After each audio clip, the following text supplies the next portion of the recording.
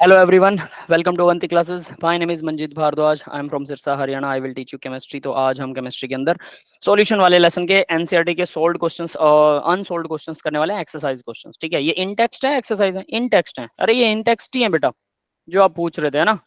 सबसे पहले वही स्टार्ट कर रहे हैं। ठीक है, तो इन टेक्स्ट क्वेश्चंस जो टेक्स्ट के अंदर मतलब कंटेंट के अंदर आते हैं। Calculate the mass percent of the benzene. Benzene का फॉर्मूला होता है C6H6। सबको पता है बेंजीन का फॉर्मूला? Yes sir. हमने किया भी हुआ बेंजीन के ऊपर, न्यूमेरिकल्स भी आप लोग कर चुके होंगे, है ना। वो क्या बोलते हैं, ऑर्गेनिक केमिस्ट्री के अंदर। कार्बन एंड कार्बन टेट्राक्लोराइड दोनों का मास परसेंट निकालना है। मास percent of benzene and carbon tetrachloride CCl4 in 22 gram of benzene if 22 gram of benzene is dissolved in 122 gram of carbon tetrachloride. तो मास परसेंट तो बहुत आसान है भाई। तो मान लीजिए बेंजीन का मास परसेंट निकालना चाहते हैं आप, तो 22 ग्राम बेंजीन है, 22 divided by total mass 122 plus 22 multiply में 100 आ जाएगा। ये आ गया बेंजीन का मास परसेंट। यस, क्लियर है सबको? Yes sir. है ना। बस सीधा यहाँ देखो, mass of one component divide by mass of solution, या टोटल मास कह लीजिए, मास ऑफ सॉल्यूशन इनटू में 100, दैट्स इट। ये मास परसेंट होता है। तो यहाँ मास परसेंट तो बहुत इजी सा सीधा सा क्वेश्चन है, सीधा सा आंसर है, तो आप आसानी से निकाल सकते हैं, कैलकुलेशन की भी जरूरत नहीं है। तो सॉल्यूशन देख लीजिए क्या है। ये बेंजीन का 22 ग्राम, CCl4 का 122, दोनों को जोड़ दिया, टोटल मास आ गया। ठीक है, 144, 22 डिवाइड बाय 144, ये तो आ गया बेंजीन का मास परसेंट। अब उसने क्या बोला था, CCl4 का भी चाहिए, तो CCl4 का कितना आएगा? वैसे तो 100 में से माइनस कर दो, या दूसरा तरीका क्या है, CCl4 का मास कितना था? 122 इसका मास था, टोटल मास 144 है, मल्टीप्लाई में 100। अगर ये करेंगे तब भी 84 आएगा। दोनों मेथड से निकाल सकते हैं, क्योंकि दो ही कंपोनेंट है तो 100 में से माइनस किया जा सकता है। अगर तीन कंपोनेंट हो तो 100 में से माइनस नहीं कर सकते, क्योंकि वो दो का इकट्ठा मास आएगा। यस, क्लियर है ये बात सबको? Yes sir. ठीक है, ठीक है। देन आगे देखते हैं, क्वेश्चन नंबर 2। अब देखिए, calculate the mole fraction of benzene in the solution 30% by mass in the carbon tetrachloride. ये ऐसे क्वेश्चन सॉल्व करने से आपकी थोड़ी एबिलिटी बढ़ती है, और कुछ नहीं है इसके अंदर। तो मोल फ्रैक्शन निकालना है बेंजीन का, 30% by mass in carbon tetrachloride है। तो 30% बाय मास का मतलब है 30% डिवाइडेड बाय टोटल सॉल्यूशन। अगर 100 ग्राम है मास परसेंट दे रखा ना, तो इसको ग्राम मान लिया, इसको ग्राम, आप केजी भी मान सकते हो दोनों को, बट ग्राम में ही जनरली चलता है। तो 30 ग्राम हमारे पास क्या है, बेंजीन है। ठीक है, C6H6, और टोटल यानी बेंजीन C6H6 प्लस CCl4, ये दोनों का टोटल 100 है। तो यानी मीनिंग क्या हुआ, 30 ग्राम आपके पास बेंजीन है और 70 ग्राम क्या है, 100 में से माइनस कर दीजिए उसको। तो CCl4 जो है वो 70 ग्राम है, और बेंजीन जो है वो 30 ग्राम है। ये बात समझ में आ गई? Yes sir, clear. Mole fraction निकालना। Mole given mass by molar mass, 30 gram benzene का मास है, डिवाइड में मोलर मास आएगा। बेंजीन का मोलर मास कितना होता है भाई? 78। 78 होता है। 12 6 72 कार्बन का हो गया, 6 कार्बन लगे हैं, 6 हाइड्रोजन है, तो प्लस 6 हाइड्रोजन का आ जाएगा 78 गिवन मास बाय मोलर मास। और डिवाइड में क्या आएगा इसके, बेंजीन का आ गया, डिवाइड में टोटल मास ना, और टोटल नंबर ऑफ मोल, तो 30 डिवाइड बाय 78 प्लस, अब CCl4 का 70 डिवाइडेड बाय CCl4 का मोलर मास कितना है, कार्बन का 12 है, 35 चौके 70, 35 दूना 70, 71 है, 7 चौके 154। 28, 154 आएगा, पक्का है? यस सर, यस सर, ठीक है, 154। ठीक है, नीचे कहीं दे भी रखा होगा, ये रहा, ठीक है, नीचे है। ठीक है, तो 154 है, ये आ गया आपका number of moles of benzene divide by total number of moles. ठीक है, दैट्स इट। तो ये टोटल हमारे पास बेंजीन का मोल फ्रैक्शन आ गया, और किसका निकालना था, mole fraction of benzene in the solution, benzene ही निकालना था, दैट्स इट। ठीक है भाई, क्लियर है सबको ये क्वेश्चन? Yes sir, clear. ठीक है, यहाँ पर भी आंसर्स दे रखा है, 70 ग्राम इसने इसका मास निकाल लिया, टोटल आया 78 ग्राम। ठीक है, तो मास बाय मास 30 बाय 78, ये मोल्स आ गए, और same as it is mole निकाल लिए इन्होंने, 70 डिवाइड बाय टोटल 154। ये किसके मोल निकाल रहे हैं, CCl4 के, गिवन माय मोलर मास।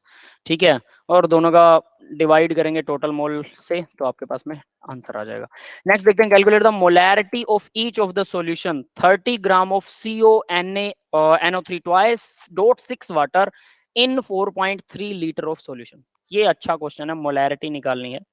ठीक है, 4.3 लीटर ऑफ टोटल सॉल्यूशन है, जिसके अंदर 30 ग्राम CONO3 ट्वाइस डॉट 6 वाटर निकला हुआ है। तो इसका टोटल मोलर मास कैसे निकलेगा भाई? कोबाल्ट का मोलर मास कितना होता है, सबसे पहले तो ये ढूंढो पीरियोडिक 59। टेबल में। 59, ठीक है। और प्लस के अंदर NO3 का कितना होता है, नाइट्रोजन का 62। 14, प्लस ऑक्सीजन का 48 और इन दोनों के प्लस को 2 से मल्टीप्लाई करेंगे क्योंकि 2 लगा हुआ है, प्लस 6 वाटर हैं, 18 होता है एक वाटर के मॉलिक्यूल का, तो टोटल कितना आ जाएगा ग्रैंड टोटल 59 प्लस 48 52 10 62 दूना 120 और 124। ठीक है, सही कर रहा हूँ क्या, चेक कर लेना। Yes sir. 6 और 4 10 108 आएगा वाटर का। ठीक है, सबका ग्रैंड टोटल करेंगे, 60 ये है, 120 ये, 180 183 283 और 291। 283 में 8 जोड़ देंगे, 7 8, यस 291 ग्राम। ठीक है, तो टोटल आ गया भाई, इसका मोलर मास 291 ग्राम पर मोल होता है। पर मोल जरूर लगाना, ये आदत अगर लगाते हैं तो आपको याद रहेगा कि ये क्या है ना। ये मोलर मास है इसका टोटल। 6 डॉट वाटर जुड़ा हुआ है, इसका कोई मीनिंग बताएगा मेरे को, 6 डॉट वाटर का मतलब क्या होता है? सर ये वाटर ऑफ क्रिस्टलाइजेशन है, हाइड्रोजन बॉन्ड की वजह से जुड़े हुए हैं। यस, वाटर ऑफ क्रिस्टलाइजेशन होता है। तो क्या ये लिक्विड फॉर्म में होता है, सॉलिड फॉर्म में होता है? सॉलिड। सॉलिड फॉर्म में। इस डॉट का क्या मतलब है? डॉट बॉन्ड को रिप्रेजेंट करता है। तो कार्बन और वाटर का बॉन्ड CuNO3 ट्वाइस के साथ कैसा बॉन्ड है, कोई बता सकता है इस डॉट? Hydrogen bonding. नहीं, इस बॉन्ड का मतलब आयनिक बॉन्ड भी हो सकता है, हाइड्रोजन बॉन्ड भी हो सकता है, लेकिन है ये पक्का नहीं है, हर किसी में अलग अलग होता है। आयनिक बॉन्ड, हाइड्रोजन बॉन्ड, या फिर कोवेलेंट टाइप का कोऑर्डिनेट बॉन्ड भी हो सकता है, या फिर इलेक्ट्रोस्टैटिक फोर्स ऑफ अट्रैक्शन हो सकती है, जिसको हम वंडरवाल फोर्सेस ऑफ अट्रैक्शन बोलते हैं। किसी भी तरह से, लेकिन वो काफी स्ट्रॉन्ग होती है, तो किसी भी तरह का कुछ भी हो सकता है। ये डिपेंड करता है, मोलिक्यूल टू मोलिक्यूल डिफरेंट होता है, समझ में आया। लेकिन वाटर का मोलिक्यूल यहाँ डिसोशिएट नहीं होता, वो वैसा का वैसा होता है और सिर्फ जुड़ जाता है। एक मोलिक्यूल के चारों तरफ 6 मोलिक्यूल, तो सभी मोलिक्यूल्स जो है इंडिविजुअली, सभी मोलिक्यूल्स जो है वो सॉलिड ही होते हैं, ऑब्वियस सी बात है ना। वो लिक्विड का प्रॉपर्टी तो दिखाएंगे नहीं, तो इसलिए 6 मोलिक्यूल चारों तरफ जुड़े हैं, तो ये वाटर ऑफ क्रिस्टलाइजेशन बोलते हैं। मतलब क्रिस्टल का मतलब है सॉलिड बन गया है। जब सॉलिड केमिस्ट्री पढ़ेंगे, जो सॉलिड वाला लेसन, तो आपको सॉलिड का मतलब, क्रिस्टल का मतलब समझ में आएगा, है ना। तो ये सॉलिड बन चुका है, इसी के साथ जुड़ा हुआ है, और ये 30 ग्राम है हमारे पास। तो नंबर ऑफ मोल निकाल सकते हैं, कितना निकलेगा, given mass divided by molar मास 291, ये आ गए मोल। ठीक है, किसके मोल है ये, इसके मोल आ गए इन 4.3 लीटर ऑफ सॉल्यूशन। मोलैरिटी निकालनी थी, number of mole divide by volume solution of in litre. Solution. Solution in litre होता है, तो सॉल्यूशन इन लीटर कितना है, 4.3 लीटर है। ये डिवाइड कर दो भी, आपस में आंसर आ जाएगा। क्लियर है, पहला क्वेश्चन समझ में आ गया सबको? Yes sir. Next B part देखिए, बी पार्ट है 30 ml ऑफ 0.5 मोलैरिटी H2SO4। ये बड़ा एम लगा, मोलैरिटी को रिप्रेजेंट करता है। डाइल्यूटेड टू 500 ml, तो इसको 500 ml में डाइल्यूट किया गया है। इसका मतलब बताएगा कोई मेरे को, समझ में आया किसी को? 500 ml का मतलब बताओ, किसने कर सर रखे हैं ऐसे क्वेश्चन? मतलब इसमें M1V1 वाला फॉर्मूला लगेगा, M1V1 is equals to M2V2। ठीक है, वैसा कुछ लगा सकते हैं, लेकिन मैं फॉर्मूला लगाए बिना इसको करना चाहता हूँ। इसका मतलब बता सकते हो आपकी 500 ml का मतलब क्या है? 500 ml इसमें जुड़ेगा या इसमें से निकाल लिया गया है, क्या किया गया है इसमें? 500 ml सॉल्यूशन इतना मतलब सॉल्यूशन और ऐड किया गया, और ऐड किया गया है, दैट्स इट। ठीक है, तो देखो भाई 30 ml था हमारे पास, इसको ध्यान से देखना। वैसे तो फॉर्मूला M1V1 लगा के कर सकते हैं, लेकिन वो M1V1 वाला फॉर्मूला भी लगाना सीखिए, साथ में ये भी सीखिए, ये बहुत काम की चीज है। टोटल आपके पास में 30 ml सॉल्यूशन है, ठीक है, दिस इज 30 ml। ठीक है, उसकी मोलैरिटी देखिए 0.5 मोलैरिटी। तो भाई 0.5 मोलैरिटी का क्या मतलब होता है, मोल पर लीटर। तो सबसे पहले तो इसकी मोलैरिटी हम कैलकुलेट करते हैं, 0.5 मोल। किसके मोल होंगे ये, H2SO4 के। H2SO4 का मोलर मास कितना होता है, 98 ग्राम, है ना। पता है सबको, कैलकुलेट कर सकते हैं, यस सर। 98 ग्राम पर मोल, ये इसका मोलर मास होता है। और ये हमें दे रखा है 0.5 मोल divided bye 1 litre of solution. Molarity का मतलब ये है, यानी 0.5 m जो लिखा हुआ है, इसका मतलब है कि 0.5 मोल H2SO4 है, जिसका 1 लीटर सॉल्यूशन के अंदर। तो अब ये ध्यान रखिएगा, ये इसका मोलर मास आ गया, ठीक है, इसको अलग से लिख देते हैं। अब ये ध्यान रखिएगा, 1 लीटर में 0.5 मोल है, ठीक है। 0.5 मोल का मतलब 98 ग्राम का हाफ कर दो, कितना आएगा 98 ग्राम का हाफ? 49। 49। ठीक है, यानी कि देखिए 1000 ml में है 98 40 सॉरी कितना है ये 49 ग्राम। ठीक है, H2SO4 ग्राम में कैलकुलेट कर लेते हैं, मोल बाद में निकाल लेंगे, एक ही चीज है। या मोल में भी कैलकुलेट कर सकते हो, 0.45 लिख सकते हो, एक ही चीज है वो। ठीक है, अब होगा क्या, 1 ml में कितना होगा, 49 divided by 1000।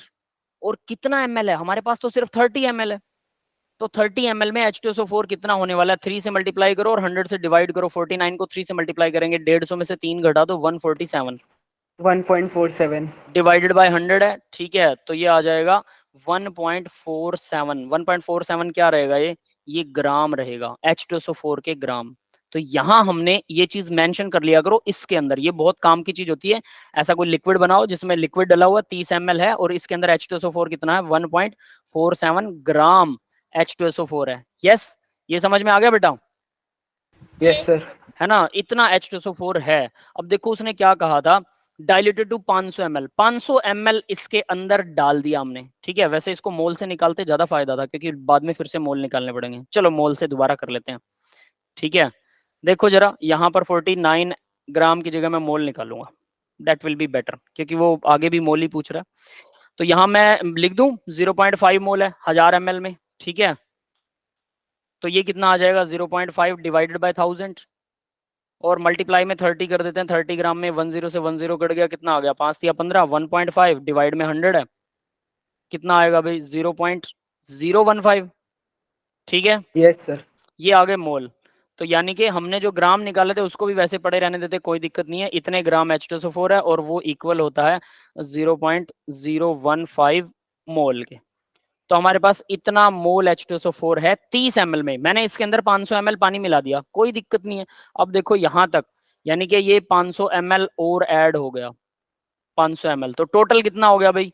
Total solution 530 ml हो गया। सर लेकिन क्वेश्चन में तो बोला डाइल्यूटेड टू 500 ml है ना, मतलब सर 500 ml तक डाइल्यूट किया ना, तो 470 अच्छा, ml ऐड हुआ इसका टोटल में मतलब। 500, ठीक है ठीक है। आप लोगों ने मुझे बोला था, मैंने आप लोगों से पूछा, ठीक है ठीक है। डाइल्यूटेड टू 500 ml है ना, ठीक है, ये बात सही है, हमने गलत लिखा। किसने बताया था मेरे को कि ये 500 ml और डालेंगे? किसी अंजलि ने ने नहीं बोला बताया था, था सर। अंजलि ने मैंने बताया बताया। था, अंजलि ने Yes. बताया था, मेरे को वैसा ही लगा, मैंने कहा हाँ ठीक है। तो अब देखिए, तो होगा क्या, यानी डाइल्यूटेड टू 500 ml, इसका मतलब 500 ml तक इसको डाइल्यूट किया है, ठीक है। तो यानी टोटल सॉल्यूशन जो है ये 30 ml था हमारे पास, दिस इज 30 ml, और हमने कुछ मिला दिया, जिससे टोटल 500 ml बन गया। ये टोटल बना, टोटल, ठीक है। टोटली 500 मतलब 470 ml हमने पानी मिला दिया, चलो कोई खास बात नहीं है। तो टोटल सॉल्यूशन हमारे पास कितना हुआ? वो 500 ml हो गया। टोटल सॉल्यूशन 500 ml, और नंबर ऑफ मोल्स कितने हैं 500 ml के अंदर? मोल तो उतने ही रहेंगे ना अभी भी। यस, क्लियर है? Yes sir. है ना। अब मोलैरिटी निकालनी है, मोलैरिटी कैलकुलेट करनी थी। तो 500 0.015 डिवाइडेड बाय 500 ml को हम क्या करेंगे? 0.5 लीटर लिख सकता हूँ, यस सर। ठीक है। That's it, this will the mole of molarity of H2SO4 solution. समझ में आया भी मोलैरिटी कैसे निकली है? तो आपको ऐसे भी इसे निकालना आना चाहिए, ठीक है। M1V1 करके वो तो निकाल ही सकते हैं, ये फॉर्मूला वैसे ही उसी से बना है, M1V1 से ही, ठीक है। इस तरीके से वो वाला फॉर्मूला बना हुआ है, ठीक है। अब इसका जरा सॉल्यूशन देख रहे हैं, इन्होंने M1V1 से ही निकाला होगा आई थिंक, ठीक है। देखते हैं कहां पर है, ये रहा। मास ऑफ, इन्होंने मोलर मास निकाला 291 ग्राम पर मोल, ठीक है। ये हमने भी सही निकाला था, कोई दिक्कत नहीं है। अभी आगे क्या है? मोल ऑफ, तो गिवन मास बाय मोलर मास। ये कौन सा सॉल्यूशन है भाई? सर ए पार्ट का है ये। अच्छा अच्छा अच्छा, ठीक है ठीक है, ये तो ए पार्ट का, ये हम कर चुके हैं। Okay okay. Volume of undiluted H2SO4 30 ml है, जो डाइल्यूट नहीं है। 0.5 मोलैरिटी ऑफ अनडाइल्यूटेड, 0.5 मोलैरिटी है, ठीक है। तो देखो इसने क्या किया, M1V1 इक्वल M2V2 होता है। M1 की मोलैरिटी कितनी दे रखी है? 0.5। V1 कितना दे रखा है? 30 ml। V2 कितना है? V2 डिवाइड में आ जाएगा 500 ml। टोटल सॉल्यूशन 500 ml है, सीधा करके ऐसे निकाल सकते हैं, आंसर निकलेगा 0.03। तो क्या पीछे वाले क्वेश्चन में यहाँ पर 0.03 निकल रहा है क्या?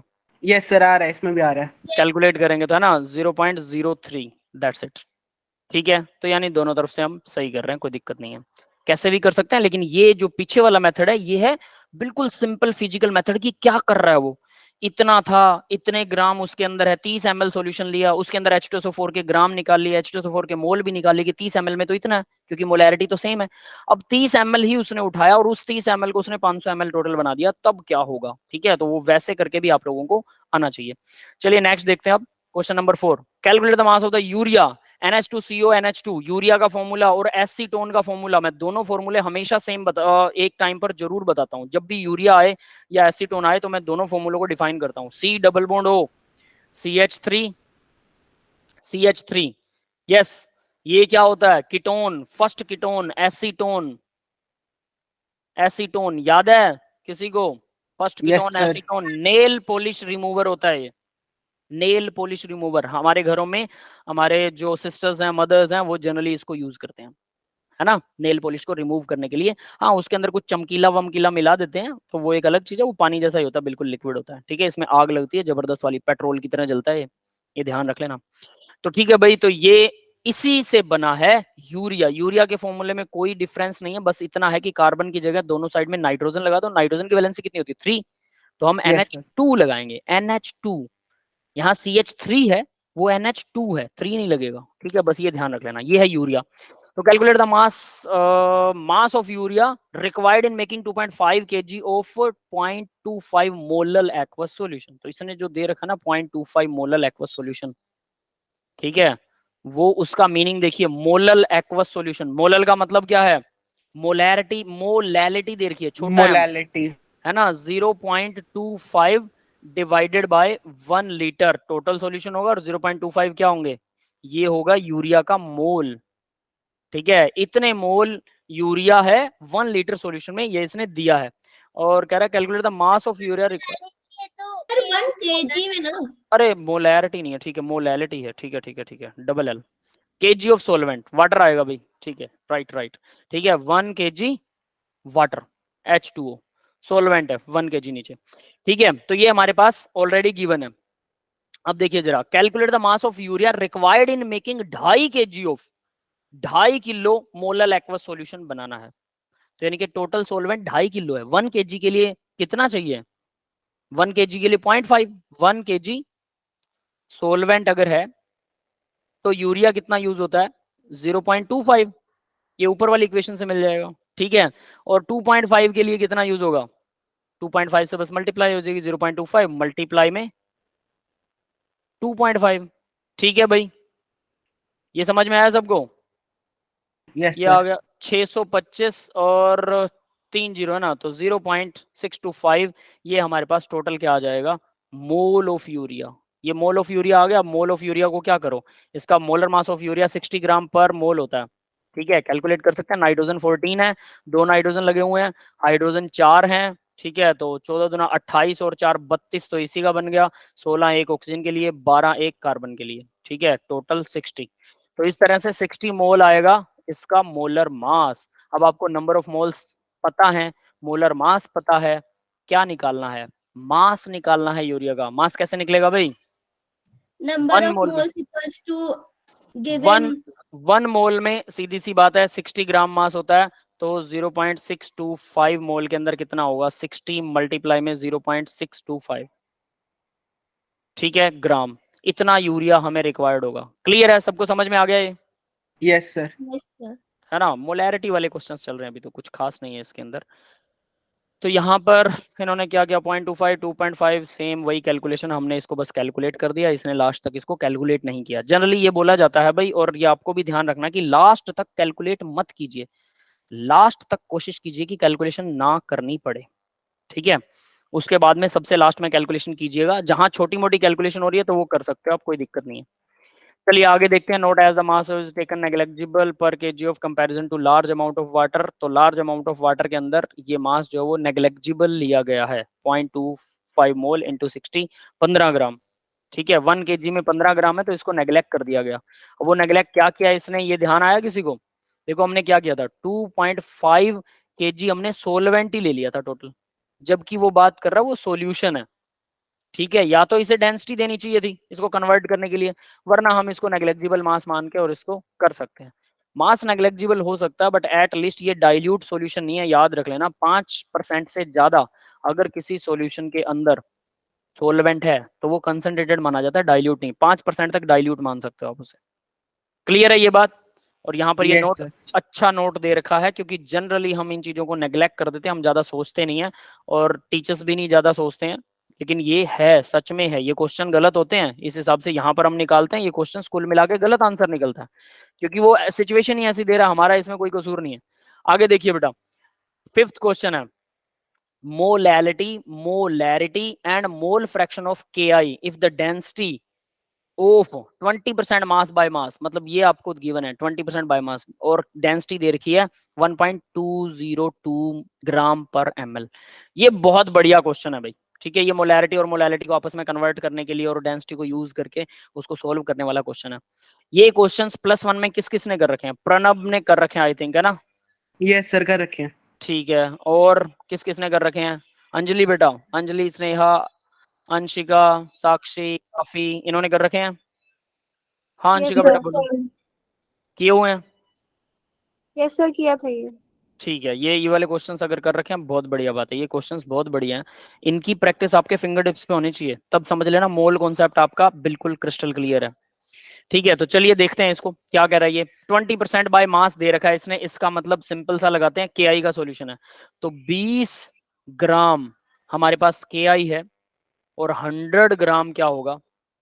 सॉल्यूशन। सॉल्यूशन होगा। मतलब वाटर कितना होगा? यहां से हम वाटर निकाल सकते हैं, इसका मतलब है 80 ग्राम वाटर है।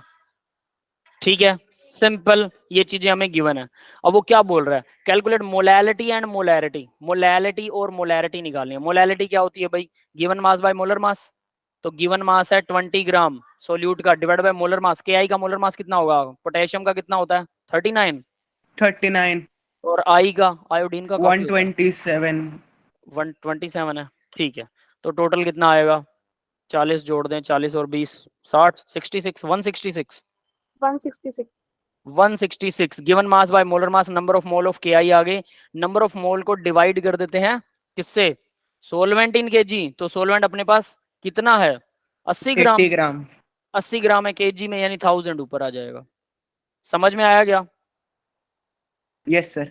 बस इतना ही कटेगा, ये 2 से कट जाएगा बस। चलो कर लेना वो कैलकुलेशन, 2000 डिवाइडेड बाय 166 इंटू 8। ठीक है, तो ये अब आपके पास आ गया मोलैलिटी, डबल एल वाला। ठीक है, molality, given mass divide by molar mass, number of mole of KI divided by solvent in kg. तो हमारे पास सोलवेंट ऑलरेडी था 80 ग्राम। अब वो बोल रहा है मोलैरिटी भी कैलकुलेट करनी है। मोलैरिटी बी पार्ट इसका, ये ए पार्ट था, बी पार्ट देखिए, मोलैरिटी कैलकुलेट करनी है।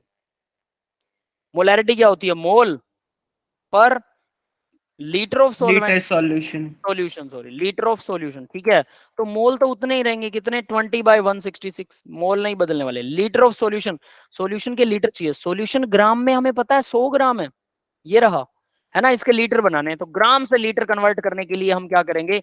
इसकी डेंसिटी को यूज करने वाले हैं। एक 1.202 ग्राम होते हैं 1 ml में। ठीक है, यानी 1.202 ग्राम में होते हैं इक्वल 1 ml। तो भाई 1 में कितने, 1 ग्राम में कितने होंगे? 1 डिवाइड बाय 1.202, और कितना है हमारे पास? 100 ग्राम में कितने होंगे? 1000 ऊपर चला जाएगा, तो ये आ जाएगा 10⁵ डिवाइडेड बाय 1202।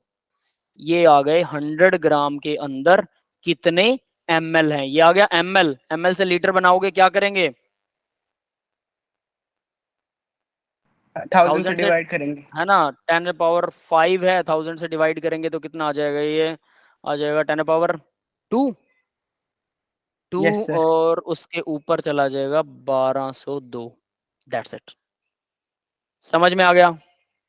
मोल पर लीटर ऑफ सॉल्यूशन। यस, किसी को डाउट है यहाँ तक? किसी को समझ में ना आया तो बता दो, मेरे को लग रहा है कि आप लोगों को आता है, इसलिए मैं थोड़ा सा फास्ट फॉरवर्ड चल रहा हूँ भाई। अगर आप लोग कहेंगे कि नहीं समझ में आया तो मैं इसको दोबारा एक्सप्लेन कर दूंगा कैसे हुआ। Anyone else? सर एक टॉपिक है सॉल्यूशंस का, वो एक बार सर रिवाइज करा था तो सर कंफ्यूजन हो रही थी उसमें। बोलो बेटा, कौन सा टॉपिक है?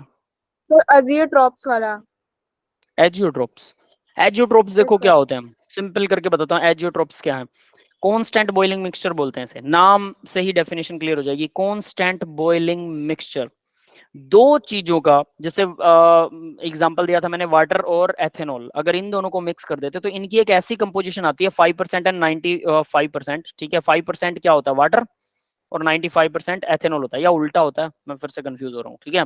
चलो जो भी है वो कंपोजिशन एग्जांपल याद रख लेना उसका।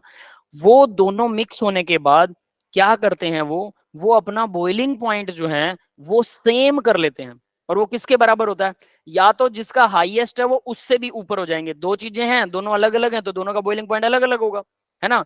तो एक का ज्यादा एक का कम होगा, तो या तो वो क्या करते हैं जिसका ज्यादा है उससे भी ज्यादा कर लेते हैं, ठीक है, या फिर क्या करते हैं जिसका कम है उससे भी कम कर लेते हैं। That's it. समझ में आ गया? ये होता है कांस्टेंट बॉइलिंग मिक्सचर। क्लियर है ये, या ओके कुछ और सर। पूछना है इसके अंदर?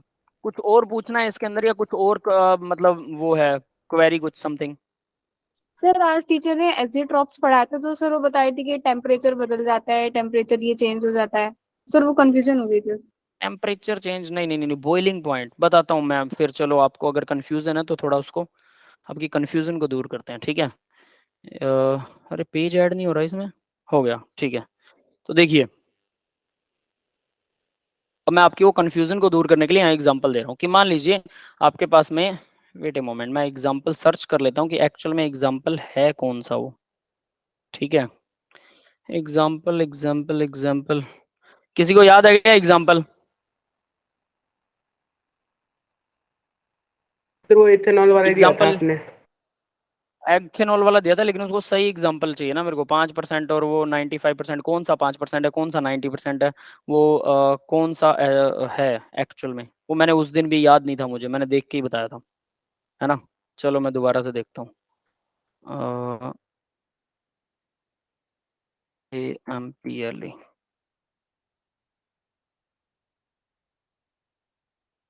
एग्जाम्पल है definition fact encyclopedia, what is the with example. चलो भाई, विद एग्जाम्पल में एक चीज आई हुई है,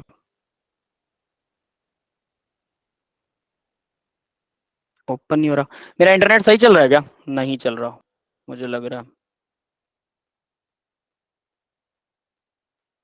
सर वो इथेनॉल वाला ही होता है एग्जाम्पल। इथेनॉल हाँ 95% होता है और ठीक है ठीक है ठीक है। H2 होता है। एथेनॉल 95 है और वाटर जो है वो 5 है, लेकिन एक्चुअल में वो 4.37 होता है, ठीक है। 4.37, और वाटर एथेनॉल जो है वो 95.63 ऐसा कुछ दिखा रहा है ये इंटरनेट के ऊपर। और इनका जो एथेनॉल बॉइल्स एट 78, वाटर 100 पर है, और ये 78.2 के ऊपर हो जाता है, ठीक है।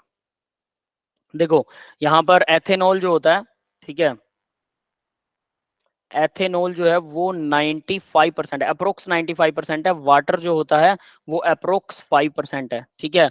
और एथेनॉल का बॉइलिंग पॉइंट जो होता है वो 70, यहाँ अगर मैं एथेनॉल का बॉइलिंग पॉइंट लिखूं तो वो होता है 78.4 डिग्री सेल्सियस, ठीक है। और वाटर का आप लोगों को पता है, इसको चलो यहीं लिख देते हैं, 78.4 डिग्री सेल्सियस। वाटर का 100 डिग्री सेल्सियस होता है, you know it very well, है ना। तो अब जो मिक्सचर है, मिक्सचर का बॉइलिंग पॉइंट क्या होगा? मिक्सचर का बॉइलिंग पॉइंट जो ज्यादा है ना, ये याद रखना, इसको याद करने का तरीका, 95% एथेनॉल है, तो ये एथेनॉल के आसपास होगा, पानी के पास तो नहीं हो सकता ना, ये बात तो कंफर्म है। 5% पानी है सिर्फ, तो पानी के आसपास तो इसका बॉइलिंग पॉइंट होने वाला नहीं है, तो एथेनॉल के आसपास होगा। तो इसका मिक्सचर का बॉइलिंग पॉइंट क्या होने वाला है? वो होता है 78.2 degree Celsius, minimum boiling azeotrope. इसको बोलते हैं मिनिमम बॉइलिंग एजियोट्रोप। मतलब इस कंपोजिशन पर पानी को मिक्स कर दो, पानी का 100 डिग्री है, पानी 5%, एथेनॉल 95%, इन दोनों को मिक्स कर दो इस परसेंटेज पे, ठीक है। मतलब 5 ग्राम पानी ले लो, 95 ग्राम एथेनॉल ले लो। फॉर एग्जांपल बता रहा हूँ, ग्राम्स में भी ये थोड़े बहुत कम ज्यादा हो सकते हैं, क्योंकि लीटर में डेंसिटी चाहिए, वाटर की डेंसिटी ज्यादा होती है एथेनॉल से। तो अब इसको जोड़ने के बाद में जब इनकी कंपोजिशन ले लोगे आप, 95 ग्राम एथेनॉल, 5 ग्राम पानी, और इन दोनों को मिला दोगे, तो उसके बाद इन दोनों का जो 100 डिग्री सेल्सियस वाला है ना वाटर, वो उसके साथ इतना बढ़िया तरीके से जुड़ जाएगा कि पानी 100 डिग्री पर बॉईल नहीं होने वाला, बल्कि वो भी 78.2 डिग्री सेल्सियस पर ही बॉईल हो रहा है। समझ रहे हो बात? वो भी 78, मतलब पानी का इतना कम हो गया बॉइलिंग पॉइंट, यस। और जो एथेनॉल था उसका 78.4 डिग्री था, उसका भी पानी की वजह से थोड़ा सा कम हो गया, वो भी 78.2 डिग्री सेल्सियस पर ही बॉईल हो रहा है। दोनों के दोनों कांस्टेंट, यानी कि अब इन दोनों को मिक्सचर को अलग करना इम्पॉसिबल है। अगर पानी ज्यादा है 5% से, तो वो 100 डिग्री पर बॉईल हो जाएगा और वो अलग हो जाएगा, ये 78.4 पर होगा, एथेनॉल भी अलग हो जाएगा। लेकिन जब इन दोनों की कंपोजिशन इस लेवल पर आ जाएगी ना, तब ये दोनों को सेपरेट करना सिंपल डिस्टिलेशन या उसको फ्रैक्शनल डिस्टिलेशन से इनको सिंपली अलग करना आसान नहीं है, इसके लिए दूसरे मेथड्स यूज किए जाते हैं। यस, क्लियर है बेटा, ये बात समझ में आ गया? Yes sir. यस है सर। ना, बस इतना ही है। ठीक है, इसके लिए मेथड्स भी वो बुक्स के अंदर आपको मिल जाएंगे कि कौन से मेथड से इसको अलग करते हैं, कैसे करते हैं। ठीक है, इसकी चलिए। नेगेटिव डेविएशन होगी ना मिक्सचर की? हाँ नेगेटिव होगा, ये नीचे की तरफ आएगा, इसका बॉइलिंग पॉइंट नहीं नहीं नहीं नहीं, इसका बॉइलिंग पॉइंट कम हो रहा है तो ये पॉजिटिव डेविएशन है बेटा। बॉइलिंग पॉइंट कम हो गया मतलब वेपर प्रेशर बढ़ गया, पॉजिटिव डेविएशन। वेपर प्रेशर बढ़ेगा तो positive deviation, vapour pressure down down होगा तो नेगेटिव डेविएशन। देखो पॉजिटिव के लिए क्या वो वाला ग्राफ आता है, ध्यान दीजिए, ये वाला ग्राफ है वेपर प्रेशर के लिए, हम इस तरह से लगाते हैं। तो पॉजिटिव के लिए क्या करते हैं, हम ऊपर से लेके आते हैं इसको, समझ में आया? ये सारे ग्राफ ये ऊपर से आएंगे पॉजिटिव वाले में, ये सारे के सारे जितने भी हैं ऊपर से, क्लियर है? और नेगेटिव अगर करना है तो वो नीचे से आता होता है। यस बेटा, यस सर। है ना, तो ये पॉजिटिव डेविएशन करेगा। बॉइलिंग पॉइंट अगर घट रहा है तो मतलब वेपर प्रेशर बढ़ रहा है, वेपर प्रेशर बढ़ रहा है तो वो पॉजिटिव डेविएशन है, वेपर प्रेशर कम हो रहा है तो नेगेटिव डेविएशन। ठीक है, दैट इज इट। क्लियर हो गया डाउट? बॉइलिंग पॉइंट में बॉइलिंग पॉइंट दोनों का सेम हो जाता है। ठीक है भाई, तो ये हमने मोल निकाल लिया, इसके मोल पर लीटर सॉल्यूशन, तो मोलैरिटी भी निकाल लिया, और क्या चाहिए था? Mole fraction of the KI if density, mole fraction भी निकालना। तो mole fraction number of moles of क्या आएगा, number of mole of KI, तो वो कितना है? तो मोल फ्रैक्शन यानी x देखो कितना आएगा, 20 डिवाइडेड बाय 166, ये केआई के मोल है, और डिवाइड में टोटल मोल, टोटल मोल मतलब केआई के मोल भी आएंगे प्लस में वाटर के मोल। वाटर का मास कितना दे रखा है, 80 gram, 80 grams। Given mass by molar mass 18, that's it, that will be the mole fraction of KI. समझ में आ गया तीनों चीजें? Yes sir. ठीक है, तो यहाँ पर देखिए वेट ऑफ के आई इन 100 ग्राम 20 दे रखा है, ये 0.8 ग्राम बनेगा, ये सारी वही कैलकुलेशन दे रखी है। जैसे भी आप करना चाहें इनका मेथड भी चेक कर सकते हैं, हमने जो किया है उसको भी चेक कर सकते हैं। ठीक है, दिस इज योर चॉइस। चलिए अब नेक्स्ट पेज देखते हैं आगे क्या है। क्वेश्चन, अच्छा ये तो सॉल्यूशन दे रखा है। क्वेश्चन नंबर 6 देखिए, 6 क्वेश्चन के लिए क्या कह रहा है, H2S is a toxic gas which with rotten egg like smell. ठीक है, रोटन एग स्मेल होती है अभी, सड़े हुए अंडे में से जो गंदी स्मेल आती है, H2S में से भी वैसे ही स्मेल आती है। ठीक है, is used for the qualitative analysis it's if it's solubility in water at STP is 0.195 molality m दे रखा है। Calculate the Henry law constant, Henry law constant आपको कैलकुलेट करना है। मोलैलिटी दे रखी है, ठीक है, और हेनरी लॉ कांस्टेंट आपको कैलकुलेट करना है। तो कैसे करेंगे कैलकुलेट, सीधा यहाँ पर आप देख सकते हैं, इतने मोल्स का मीनिंग क्या है, मोल ऑफ 1000 लीटर, यानी कि मोलैलिटी को कैलकुलेट कर रखा है इसने 0.195 मोल जो है, और 1000 या 1 kg कह सकते हैं, 1000 ग्राम वाटर, यही होगा मोल पर केजी ऑफ सोलवेंट। क्लियर है भाई? Yes sir. ठीक है, अब 1000 ग्राम क्या होता है, 1000 ग्राम में कितने नंबर ऑफ मोल्स होते हैं, तो नंबर ऑफ मोल्स, वाटर के अगर मोल्स निकालने हो तो इन्होंने वाटर के मोल्स निकाल रखे हैं, वैसे ये सबको याद होना चाहिए वाटर में कितने मोल होते हैं। 55.55। यस, ठीक है, 18 ग्राम से मतलब 1000 डिवाइडेड बाय मोलर मास, 1000 ग्राम होता है 1 लीटर पानी में मास, 1000 ग्राम है, तो गिवन मास बाय मोलर मास ये आ जाएंगे नंबर ऑफ मोल, यानी कि 1 लीटर पानी में कितने मोल्स होते हैं, वो 55.555 मोल होते हैं। ठीक है, ये डाटा भी याद रखना वैसे। ठीक है, इतने मोल 1 लीटर पानी के अंदर होते हैं। मोल फ्रैक्शन निकालेंगे सबसे पहले, इसने क्या कहा था भाई, क्या बोला है इसने, with calculate the Henry constant, Henry constant निकालना है। हेनरी कांस्टेंट क्या होता है, KH होता है, तो हेनरी कांस्टेंट किसके इक्वल होता है, P, प्रेशर जो A या जो भी है हमारे पास, प्रेशर किसके इक्वल होगा, डायरेक्टली प्रोपोर्शनल है KH इनटू मोल फ्रैक्शन। ठीक है, XA या जो भी सोल्यूट है हमारे पास, है ना, तो यानी आपको KH निकालना है, X सबसे पहले आपको चाहिए है, और इसका प्रेशर भी चाहिए है। ठीक है, तो ये दोनों चीजें चाहिए हमें। तो x कैसे, x कैसे निकालेंगे, मोल फ्रैक्शन से। तो mole fraction number of mole of H2S divide by total number of mole, H2S के नंबर ऑफ मोल निकालने हैं, H2S4 के नंबर ऑफ मोल तो आपको H2S के तो दे रखे हैं इसमें, गिवन है, और डिवाइड बाय टोटल मोल, तो कैसे निकलेगा भाई, x की वैल्यू सीधा आ गई 0.195 डिवाइडेड बाय 0.195 प्लस वाटर के मोल, अभी अभी हमने निकाले वाटर के मोल 55.55 है। मोल फ्रैक्शन आ गया, यहां तक समझ में आ गया सबको? Yes sir. ठीक है, बस इसके बाद में इसमें कुछ बचा नहीं है। तो यहाँ मोल फ्रैक्शन आने के बाद में given number mole divide by total number of मोल, ये हमारे पास आ गया मोल फ्रैक्शन।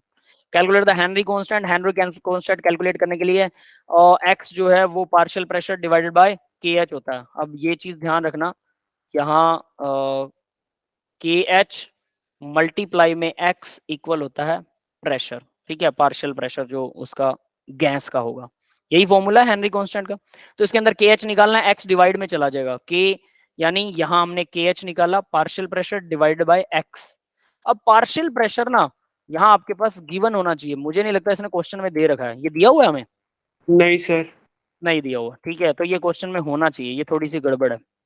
तो पार्शियल प्रेशर आपको पता होना चाहिए कि वो 9.987 बार है, डिवाइड में मोल फ्रैक्शन हमने निकाल लिया था, दैट्स इट। तो ये इतने बार आ जाएगा।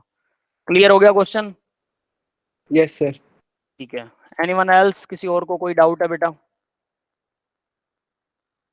किसी को कोई डाउट है? सभी बच्चे शांत शांत क्यों बैठे हैं आज? नो। क्लियर है सर। ठीक है ठीक है ठीक है। Yes sir. ये मोल फ्रैक्शन वाले क्वेश्चंस हैं, ठीक है। मोल कॉन्सेप्ट अगर आपको आता है बहुत अच्छी बात है, इसको रिवाइज कीजिए, और ये आपके हाथों से लिख कर, कैलकुलेशन भी हाथों से की हुई होनी चाहिए, तभी आपके पेपर में एग्जाम में आप मार्क कर पाओगे। मैं पहले से बोल रहा हूँ, कैलकुलेशन भी बाय हैंड आपको हाथों से ही लिख कर करनी है, कैलकुलेटर यूज मत करना, वरना वो गड़बड़ है, ठीक है। और जितने क्वेश्चंस हो रहे हैं, जितने ज्यादा क्वेश्चंस करोगे, आसान क्वेश्चन, कई बार लगता है कि हम आसान क्यों करें, डायरेक्ट मुश्किल उठाते हैं। आसान क्वेश्चन करने से कुछ चीजें क्रिस्टल क्लियर हो जाती हैं, फिर उसके बाद टिपिकल वाले उठा सकते हो। सिर्फ एनसीईआरटी कवर करने के बाद डायरेक्ट आप एडवांस लेवल के क्वेश्चन सोल्व कर सकते हो, ये मैंने आपको पहले भी बोला था, उसकी बुकलेट भी मैं आपको प्रोवाइड करवा दूंगा, ठीक है, सॉल्यूशंस के साथ प्रोवाइड करवा देंगे, डोंट वरी अबाउट दिस। तो देखो हेनरी लॉ कांस्टेंट, अब भाई 7th क्वेश्चन देखते हैं।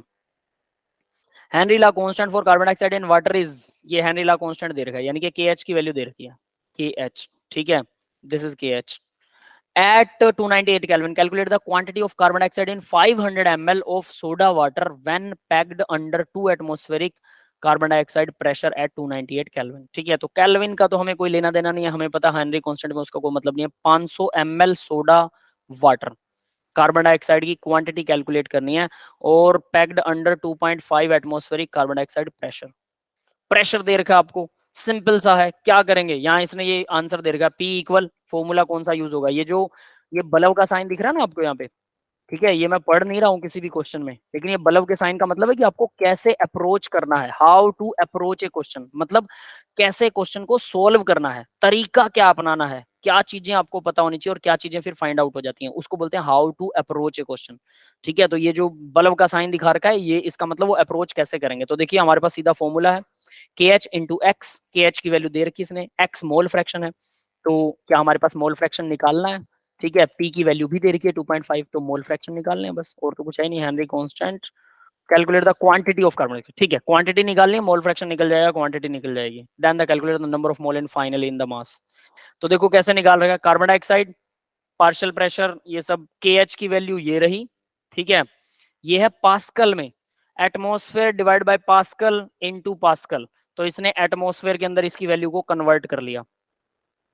अब ये कोई मुझे बताएगा कि एटमॉस्फेयर में कैसे कन्वर्ट होगी, ऊपर sir pascal, 1 atm is equals to 10⁵ pascal. 1 atm में 10⁵ पास्कल होते हैं, बिल्कुल सही है, 1,00,000 पास्कल इज दिस। और बार, ये बार दे रखा है, पास्कल दे रखा है, ये आंसर क्वेश्चन गलत दे रखा है, यहाँ बार होना चाहिए बेटा, यहाँ बार आए हुए पास्कल नहीं है, मुझे तो नहीं लगता ये पास्कल है। चलो देखते हैं, इसको करके देखते हैं, क्वेश्चन का आंसर गलत है, क्वेश्चन गलत है, आई डोंट नो। देखो बताता हूँ, 1 atm के अंदर क्या होते हैं, 1.01325, ये होता है बार, ठीक है, एक एटीएम में, समझ में आ रहा है। और 1 बार के अंदर 10⁵ पास्कल होते हैं, ये बिल्कुल सही है, इस डाटा में कोई डाउट नहीं है। अब इसने क्या कर रखा है, 1.01325 पास्कल से डिवाइड कर रखा है, बार है ये तो पास्कल नहीं है, ठीक है, और उससे एटमॉस्फेयर बना रखा है, मतलब ये पास्कल नहीं, एक्चुअल में बार दे रखा है। समझ में आ गया भाई? आई थिंक यही होना चाहिए। किसी को और कोई डाउट है तो पूछो। एटमॉस्फेयर से बार बना रखे, बार से एटमॉस्फेयर बना रखे हैं और इसने ये बार में ही दे रखा है। तो देखो इसको सोल्व करके देखते हैं। चलो 1.01325 बार जो है वो इक्वल होता है 1 ATM, और 1 बार क्या होगा, वो डिवाइड आ जाएगा 1 ATM के 1.01325, और कितना बार इसने दे रखा है मल्टीप्लाई में 1.67 इंटू 10⁸, ये इसने बार में दिया है, तो ये ऊपर आएगा, ये नीचे आएगा, और ये बिल्कुल वैसे ही दिखा रखा है, ये आ गया ऊपर, ये आ गया नीचे। बट ये 10 लाख से मल्टीप्लाई क्यों कर रखा है, मतलब 1 लाख से 10⁵ से, पास्कल को पहले बार में बदला इसने। कोई बताएगा क्या कर रखा है इसमें, समझ में आया किसी को? Anyone else?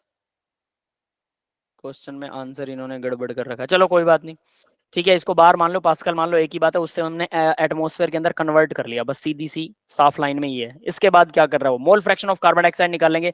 तो mole fraction of carbon dioxide कैसे निकलता है, प्रेशर, फॉर्मूला लिखिए, प्रेशर इक्वल क्या था, KH into X। Into x. तो एक्स की वैल्यू निकाल रहे हैं, प्रेशर बाय KH आ जाएगा, KH की वैल्यू उसने दे रखी है, ठीक है, एटमॉस्फेयर के अंदर थी, यहाँ पर फिर से पास्कल लिख दिया। देखो सब उल्टा पुल्टा, ये ATM निकाला था और यहाँ पास्कल लिख दिया, ठीक है, तो ये गड़बड़ कर रखी है बेटा, इतना भी है यहाँ इनको, या ये ATM होना चाहिए, ठीक है, ATM। तो ये मल्टीप्लाई, इसको डिवाइड किया, हमारे पास वो आ गया मोल फ्रैक्शन। मोल फ्रैक्शन किस चीज का आएगा भाई, number of mole of water कैसे निकालेंगे, 500 ग्राम क्या दे रखा है इसने, 500 ml of soda water, soda water, तो मतलब हम मान सकते हैं 500 ग्राम पानी है, पानी 500 ग्राम है, पानी के नंबर ऑफ मोल्स आ गए 27.78। हालांकि इसके अंदर कार्बन डाइऑक्साइड एडेड है, लेकिन वो लेस अमाउंट में एडेड है, तो हम मान सकते हैं कि 500 ग्राम 500 ml ही है, ठीक है, 500 लीटर, उसको हम 500 केजी भी बोल सकते हैं। तो सेम एज इट इज यहाँ 500 ग्राम, 500 ml के 500 ग्राम बना लिए, मोलर मास से डिवाइड किया, आपके पास नंबर ऑफ मोल्स आ गए वाटर के, कार्बन डाइऑक्साइड के नंबर ऑफ मोल क्या होते हैं, दिस डिवाइड बाय वाटर के नंबर ऑफ मोल। अब यहाँ ना इन्होंने एक ट्विस्ट करा होगा पक्के तौर पर, देखो क्या कर रखा है, ये carbon dioxide divide by water, ये कह रहे हैं कि कार्बन डाइऑक्साइड के नंबर ऑफ मोल इतने कम है कि हम उसको नेग्लेक्ट कर रहे हैं, नेग्लेक्ट कर दिया, तो क्या बचा, सिर्फ ये समझ में आया, ये वाला स्टेप, सिर्फ पानी के बच गए। तो सीधा इसने क्या किया, दिस वन ऊपर कार्बन डाइऑक्साइड के मोल हैं, ठीक है, और मोल fraction of carbon dioxide equal n of number of mole of carbon dioxide divide by total number of मोल। अब क्या होगा, x की वैल्यू मल्टीप्लाई में दिस, x की वैल्यू आपको पास, मोल फ्रैक्शन हमने पहले ही निकाल लिया था, ऊपर ये मोल फ्रैक्शन है, ये रहा, ये मोल फ्रैक्शन है, इसकी वैल्यू भर दी, ठीक है, और मल्टीप्लाई के अंदर क्या कर दिया, जो नंबर ऑफ मोल्स हमारे पास वाटर के आए थे, that's it, number of moles of carbon dioxide आ गया। क्लियर हुआ ये क्वेश्चन? सर लेकिन इसमें सॉल्युबिलिटी कम है तो ठीक है, लेकिन हमने तो प्रेशर लगा के उसको सॉल्युबल कर रखा है, तो नेग्लेक्ट क्यों किया फिर? क्योंकि कार्बन डाइऑक्साइड का जो नंबर ऑफ मोल्स निकलेंगे वो बहुत कम निकलेंगे। चलो इसको ऐसे देखो, यहाँ पर आपने कार्बन डाइऑक्साइड के मोल निकाले, निकल गए Yes, ना, sir. नेग्लेक्ट करने के बाद मोल निकाल लिए, तो नेग्लेक्ट करने के बाद 0.0422 मोल निकल गए नेग्लेक्ट के बाद। तो इतने मोल में कितने ग्राम होते हैं, 1 मोल के अंदर 44 ग्राम होते हैं, है ना, तो यानी 44 मल्टीप्लाई में 0.0422 को हटा ही देते हैं ना, 0 ही कर देते हैं, ये आ गया 100, ठीक है, मल्टीप्लाई करो जरा, कितने ग्राम बनेंगे, 4 चौके 16 17, और 100 से डिवाइड करेंगे 1 ग्राम। यानी कि जब मैंने इसको नेग्लेक्ट किया, नेग्लेक्ट ना भी करता तब भी आप सोच के देखो, ये सिर्फ 1 ग्राम बन रहा है, अप्रोक्सीमेटली 1.76 2 ग्राम बन रहा है, ठीक है, तो यानी कि यहाँ पानी जो है 27 मोल है, 27 मोल का मतलब कितना होता है, 18 को 27 से या 30 से मल्टीप्लाई करें, 18 दूना 36, 18 54, लगभग 540, यानी 500 ग्राम पानी है, वहां 500 ml है, ठीक है, 500 ग्राम पानी के अंदर अगर 2 ग्राम आप मिला रहे हो कार्बन डाइऑक्साइड, 2 ग्राम मान लो उसको, तो हम उसे नेग्लेक्ट कर सकते हैं, वो ना के बराबर है। इसके अंदर क्या कर रहा है वो पता है, देखो जोड़ रहा है ना, यहाँ पर मैंने क्या कहा था, ये लो, ठीक है, कार्बन डाइऑक्साइड के नंबर ऑफ मोल जुड़ेंगे पानी के नंबर ऑफ मोल में, जोड़ रहा है ना, तो अगर 500 मोल 500 ग्राम में 2 ग्राम आप नहीं भी जोड़ते, 500 की जगह 502 से डिवाइड करो उसे, या 500 से डिवाइड करो, लगभग एक जैसी बात आएगी, तो अप्रोक्स आएगा आंसर।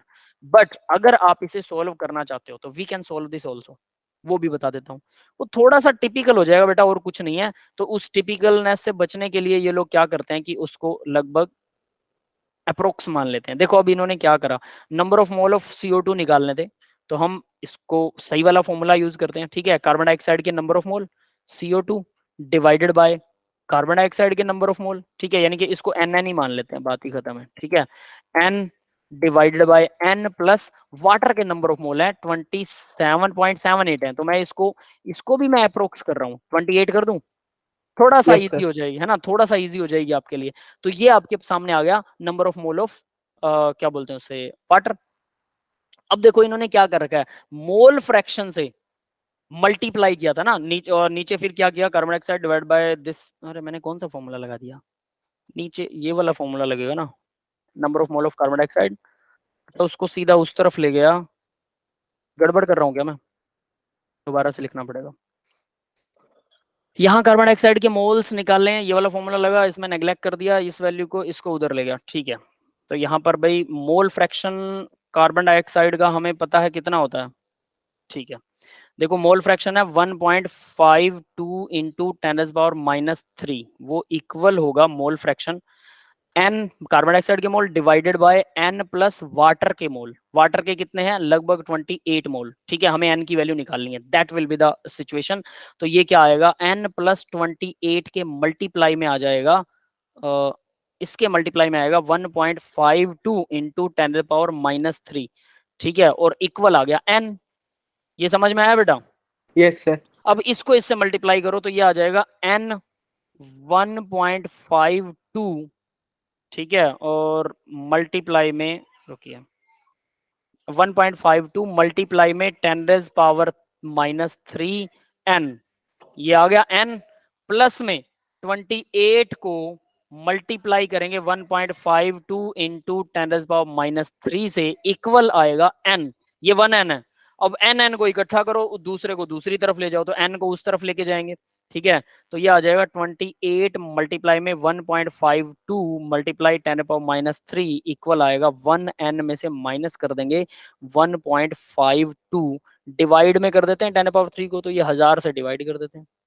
अब जरा देखिएगा ये जितना भी है, ठीक है, इसको भी 27.78 लिख सकते हैं, ये लो 27.78 इसको भी लिख देते हैं, है ना, और मल्टीप्लाई में इसके 1.52 इंटू 10⁻⁻3 आ रहा है, इक्वल आएगा। अब देखो 1n में से माइनस कर रहे हो आप, किसको माइनस कर रहे हो पता है, ये n ही था इसके साथ में, है ना, तो 1n में से किसको माइनस कर रहे हो, 0.12 एंड 1, ठीक है, और 52 n को। तो बताओ 1n में से अगर इसको माइनस करोगे तो हम कह सकते हैं ये अप्रोक्सीमेटली 1n ही बचेगा, Yes, sir. इसलिए नेग्लेक्ट किया। समझ में आ गई कहानी? Yes, sir. Clear. ठीक है, हाँ, तो इसीलिए ये फॉर्मूले, मतलब आप ऐसा निकाल सकते हो, डोंट वरी, हमारे पास इक्वेशन बनेगी, फिर इक्वेशन को सॉल्व कर लो, फिर इसकी देखो मल्टीप्लाई काफी भयंकर सी होने वाली है, फिर इसका जो वैल्यू आएगी वो भी काफी अलग आएगा, हालांकि कुल मिला के निकल जाएगा, ऐसा नहीं कि एग्जैक्ट वैल्यू नहीं निकलेगी, बिल्कुल एग्जैक्ट वैल्यू निकल जाएगी, बट वो अप्रोक्सीमेट उतना ही आएगी, तो इसलिए हम उसको उसके साथ छेड़खानी नहीं करते हैं, सिंपल साफ, ठीक है। तो ये क्वेश्चन समझ में आ गया कैसे होगा, हेनरी कांस्टेंट Yes, sir. से इसने निकाल लिया, ठीक है। नेक्स्ट देखते हैं स्टेप नंबर 2 दिखा के, ठीक है, ये टोटल इसने ग्राम निकाल दिया, कितना में निकलेगा। क्वेश्चन नंबर 8 देखिए, vapour pressure of pure liquid A and B are 450 and 700 mmHg respectively, ठीक है, A और B है और इनका वेपर प्रेशर दे रखा है एट 350 केल्विन। इसका कोई मतलब नहीं होता, टेम्परेचर हमेशा कांस्टेंट होता है, तो ये सिर्फ दिया होता है, इसको यूज नहीं करना होता। Find out the composition of the liquid mixture in total vapour if total vapour pressure is 600 mm of mercury. Total vapour pressure दे रखा है 600 mm और उनका प्योर का भी दे रखा है। Also find the composition of in vapour face, vapour face की कंपोजिशन यानी कि वाई वाला भी बताना आपको, है ना, number of moles, mole fraction in vapour face, याद है ये वाला क्वेश्चन, बहुत इंपॉर्टेंट मजेदार है। Yes, sir. Formula याद है, 1/p is equals to YA upon P naught A plus YB upon P naught B. बिल्कुल, तो अप्लाई राउट ला, यहाँ पर वही टोटल प्रेशर वो नहीं लगेगा, वेपर फॉर्म के लिए वो लगेगा। टोटल प्रेशर क्या होता है, PA note XA PA note XB, ठीक है, और इन दोनों का टोटल है, तो यहाँ इसमें से कुछ कॉमन वॉमन निकाला। अब देखो इन्होंने क्या करा, XA को XB में, सॉरी XB को XA में कन्वर्ट कर लिया, XB 1 माइनस XA लिख दिया, तो ये XB में कन्वर्ट हो जाएगा, ठीक है, XB जो है XA में कन्वर्ट हो गया, यहाँ ये वाला, ठीक है, to calculate the mole fraction X A और एक्स बी को कैलकुलेट करने के लिए ये थोड़ा सा हम करने वाले हैं। तो vapour pressure of pure liquid कितना है 450 mm। अब ऐसे क्वेश्चन को करने के लिए ना याद रखना, वैसे तो डायरेक्ट निकाल सकते हो जब आपकी प्रैक्टिस बहुत अच्छी हो जाए, लेकिन जब इनको समझना होता है तो ये विजुअलाइजेशन ना जरूर बनाया करो थोड़ा सा। ठीक है, ये हमारे पास ए लिक्विड है, ए, ठीक है, जिसका वेपर प्रेशर जो है यहाँ पर मैं इसको बंद कर देता हूं और ये वेपर प्रेशर आ गया इसका। तो ये वेपर प्रेशर है 450 mm। समझ में आ गया भाई? Yes sir. अब दूसरा देखो, अब बी लिक्विड देखते हैं। बी लिक्विड, इसका भी वेपर प्रेशर लिखते हैं, ये भी प्योर फॉर्म में है और इसका वेपर प्रेशर भी हम यहाँ आसानी से, मतलब विजुअलाइजेशन करने से आपके ना दिमाग में आएगा कि हाँ ये चीज ऐसे है। इसका प्योर वेपर प्रेशर है 700 mm, 700 mm। ठीक है, हमें निकालना किसका है? अब उसने बोला कि इन दोनों को मिक्स कर दिया, तो मिक्सचर का वेपर प्रेशर निकालना है। इन दोनों को मिक्स करने के बाद एक बड़ा टब ले लेते हैं, ठीक है, बड़े वाला, और इसके अंदर दोनों का मिक्सचर है। हमें नहीं पता कौन सी चीज कहां पर, मतलब कितने अमाउंट में उसने ली है। ये लो, दोनों का मिक्सचर लगा दिया मैंने, तो ऊपर भी मिक्सचर आएगा, डेफिनेट सी बात है ना? वेपर फॉर्म में भी दोनों को मिक्सचर जुड़ेंगे। इसको अगर आप इस तरीके से लेते हैं तो आपके लिए इजी हो जाता है। और दोनों का मिक्सचर का टोटल वेपर प्रेशर कितना बताया? 600 mm है। ठीक है, ये हो गया 600 mm। ये समझ में आ गया विजुअलाइजेशन? तो यहां से आपको कुछ चीज क्लियर हो गई होगी। अगर हमारा ए, यहां देखो ये है ए, ये है बी, ठीक है, और ये है Yes, sir. मिक्सचर, ये है मिक्सचर।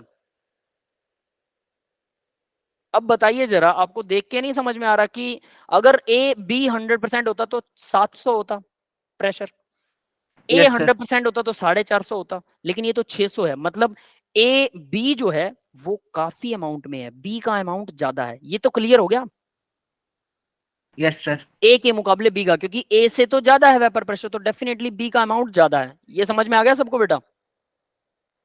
Yes, sir. Clear. है ना?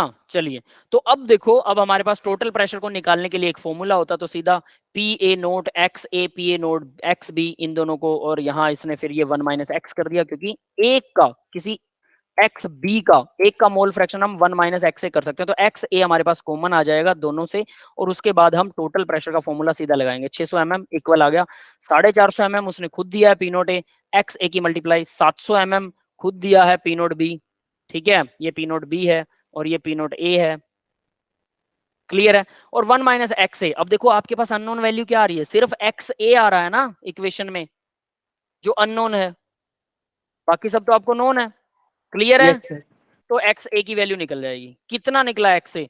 0.4 निकला एक्स ए, तो एक्स बी कितना निकलेगा? 1 में से माइनस कर दो, 0.6 आ गया। बस, 0.6. ठीक है, तो यानी यहां से हमने जो चीज निकाली है, एक्स ए और एक्स बी का मोल फ्रैक्शन निकाला है, किसमें? मिक्सचर में। तो यहां आपके पास एक्स ए की वैल्यू आएगी, मिक्सचर के अंदर आएगी। ये चीज विजुअलाइज जरूर किया करो, ये बहुत काम आती है कई बार, जब हमें ये क्लियर कट पता होता है कि हाँ ये मिक्सचर के अंदर इतना एक्स ए है। और एक्स बी की वैल्यू कितनी है? एक्स बी की वैल्यू 0.6 होगी। मैंने बोला था 0.6. बी ज्यादा होगा, यहां से क्लियर हो रहा है?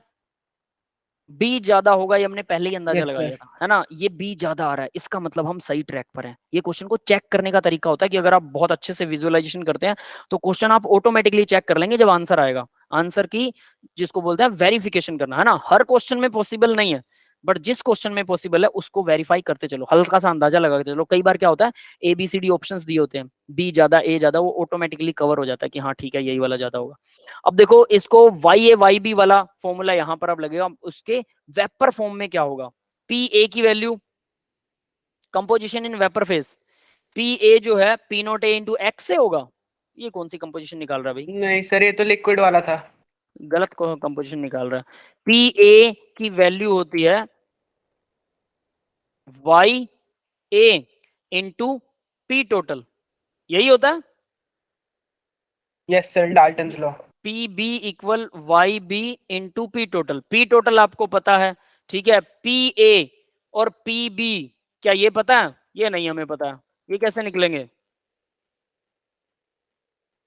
सर वो 1/p वाला फॉर्मूला लगाए थे ना, वो तो वेपर फेस के लिए ही था. उसमें आता है क्या? बिल्कुल देखते हैं। 1/p equal Y A divided by P nought A, हाँ इससे निकल जाएगा बिल्कुल, Y B divide by P note B. P nought A और पी नोट बी पता है, बिल्कुल पता है, और पीटी भी पता है, बिल्कुल पता है। ये दोनों का सम आएगा बेटा, ये तो वाई ए और वाई बी का सम, वो तो सम तो फिर सर हमें वाई बी टोटल को पता ही 1 है। माइनस वाई ए लिख देंगे। ऐसा करके देखते हैं, बिल्कुल इन्होंने मतलब क्वेश्चन ही गलत सॉल्व कर रखा है। ये भी सही है, वाई सॉरी 1, इसको लिखते हैं 1 minus y b, y a sorry, that's it. अब निकल आएगा वाई ए की वैल्यू और फिर 1 में से माइनस कर देंगे तो 1। अब देखो जरा इसको अप्लाई कैसे करना है, 1 by P T, total pressure कितना है 700, 600 600 सॉरी, हाँ 600 है टोटल प्रेशर। वाई ए की वैल्यू यही निकालनी है, और पी नोट ए कितना है 450 yes plus sir. P note b कितना है, ये तो ऐसा ही रहेगा, पी नोट बी कितना है 700, 700 700 ठीक है। पूरी इक्वेशन में वाई ए की वैल्यू है जो अननोन है, एलसीएम निकालिए, लेफ्ट राइट कीजिए, यहाँ से वाई ए की वैल्यू आ जाएगी और 1 में से माइनस कर देंगे तो वाई बी की वैल्यू आ जाएगी। ठीक है भाई, समझ में आ गया, यस क्लियर सर क्लियर। है ना। ध्यान रखिएगा, थोड़ा जोड़ तोड़ आप लोगों को करना पड़ेगा, सारे फॉर्मूले लिख के देखो, जोड़ तोड़ करके देखो। ये जो वाई ए वाई बी वाले फॉर्मूले थोड़े से कंफ्यूजिंग से हैं, पहले कौन सा लगेगा बाद में कौन सा लगेगा कैसे लगेगा, फॉर्मूला अपने सामने लिख लो, लिखने के बाद सोचो कि इसमें कौन से वाला लगा सकते हैं हम फॉर्मूला, अपने आप आंसर आ जाएगा। और इन्होंने तो गलत कर रखा है, ये क्वेश्चन सारे गलत कर रखे हैं क्या इन्होंने, कईयों में तो वैल्यू बिल्कुल गलत ले रखी है। ये 180 mm लगा दिया इसने, कैसे निकाला ये, पी ए 450 750, पी ए और एक्स ए और एक्स बी, अच्छा एक्स ए और एक्स बी हमें पता है, ठीक है, इससे पी ए और पी बी निकाल लिया, pressure of a pressure of b, ठीक है भाई, ये भी ऐसे भी किया जा सकता है, बिल्कुल सही है, ये गलत नहीं है। देखो इसने क्या निकाला, पी ए और पी बी निकाल लिया, प्रेशर निकाल लिया कहाँ, ऊपर, मोर ये वाला निकाल लिया ना प्रेशर, पी ए और पीबी का ऊपर वाला प्रेशर निकाल लिया इसने, कैसे, पी ए क्या होता है पी नोट ए इंटू एक्स ए, वो हम निकाल चुके हैं, पी नोट था 450, पी नोट बी था 700, और एक्स ए और एक्स बी मोल फ्रैक्शन हम निकाल चुके हैं, तो पी ए और पी बी आ गया। Mole fraction in vapour phase क्या होता है, वाई, वाई ए क्या आएगा, p a divide by p a plus p b, ये वाला फॉर्मूला भी तो था, total pressure, yes sir. P a को अगर टोटल प्रेशर से पीटी से डिवाइड कर देते हो, या फिर हम ये ऐसे लिखते थे ना कि क्या लिख रहे थे हम इसको, पी ए ये रहा, P a divide by total pressure कर दोगे तो वाई आ जाएगा, हमने भी यही फॉर्मूला लगाया है ना। लेकिन इन्होंने क्या किया कि इसके अंदर पी ए की वैल्यू पहले से निकाल ली, ठीक है, पी ए और पीबी दोनों को टोटल जोड़ तोड़ करके डायरेक्टली निकाल लिया वहां से, ये रहा पी ए और पीबी की वैल्यू, हमने वो नहीं निकाली, हमने सीधा पी टोटल वाला फॉर्मूला लगा लिया, इससे भी निकल जाएगा, दोनों फॉर्मूले से निकल सकता है भाई, दोनों सही है, ये वाला भी सही है। क्लियर है बेटा सबको, यस सर क्लियर। है ना। इसको जरूर करना, ऐसे ऐसे क्वेश्चन करने में मजेदार होते हैं कि इससे थोड़ा कॉन्सेप्ट और क्लियर हो जाता है कि दोनों फॉर्मूले से कैसे निकल रहा है। आगे देखते हैं बेटा, 9th क्वेश्चन है, vapour pressure of pure water in 298 kelvin is, ये वेपर प्रेशर दे रखा है 23 mm मरकरी, ठीक है, mercury 50 gram urea is dissolved in 850 gram of water, ठीक है, तो ये वेपर प्रेशर दे रखा है 23.8 mm है, 50 ग्राम यूरिया है, यूरिया का अमाउंट भी बता रखा है, वाटर भी बता रखा है 850 ग्राम। तो यहाँ देखो इन्होंने क्या किया, पानी और यूरिया को जोड़ दिया। यूरिया वोलेटाइल है नॉन वोलेटाइल है, ये बताओ जरा, यूरिया वोलेटाइल है नॉन वोलेटाइल, नॉन वोलेटाइल है। नॉन वोलेटाइल है, तो यहाँ राउल्टला ही लगने वाला और कुछ नहीं है, तो इसके अंदर 50 ग्राम हमारे पास यूरिया है, तो 50 ग्राम यूरिया को अलग कलर से दिखाते हैं, ये लो यूरिया यहाँ पर जुड़ गया, ठीक है, ये 50 ग्राम यूरिया है जो पानी के अंदर घुला हुआ है, टोटल पानी इसने दिखा रखा है 850 ग्राम, ठीक है, और साथ में वेपर प्रेशर भी बता रखा है इसका, प्योर वाटर का वेपर प्रेशर है 298 केल्विन के ऊपर 23.8, ये है पी नोट वाटर, ठीक है। Calculate the vapour pressure of water for this solution it's relative lowering, तो इसका relatively lowering of vapour pressure निकालना है, कैसे निकलता है relatively lowering of vapour pressure, p of क्या होता है भाई, p of p naught minus p s divided by p s equal, बताइए जरा, mole N2 fraction of. By N1, yes sir. ठीक है, यही होता है या कुछ और होता है, PS minus P note divided by P note, ऐसा भी था कुछ? कौन सा Yes, था वो sir. Formula? P minus p s divided by P note, ऐसा था क्या एक? अब मेरे को ये दूसरे वाला फॉर्मूला याद नहीं आ रहा, ये कौन सा? जल्दी बताओ कौन सा था दूसरा फॉर्मूला? ये वाला तो रिलेटिव का है, रिलेटिव वेपर प्रेशर। दोनों रिलेटिव के हैं, एक था Lower रिलेटिव वाला, सुनिए Sir, सुनिए, रिलेटिव लोअर वाला। एक था रिलेटिव वाला जिसमें कंसंट्रेशन का कोई मतलब नहीं है, कंसंट्रेशन कितनी भी हो, और मैंने वही लिखा है।